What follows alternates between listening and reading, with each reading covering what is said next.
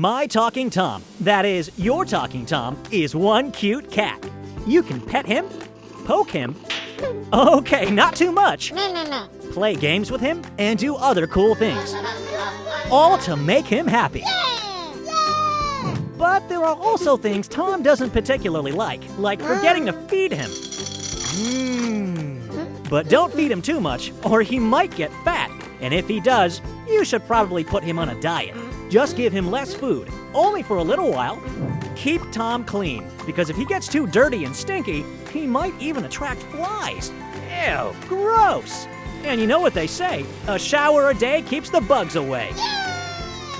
Put Tom to bed regularly, because a cat who hasn't slept enough has no energy to play. And come on, who wants to be sleep deprived?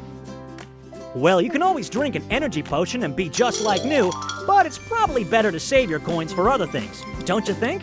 And don't poke him too much. He might faint. Or even worse, even more painful, look out! It's coming! Ouch! Why did I tell you about that? Now you're probably gonna go try it yourself, aren't you?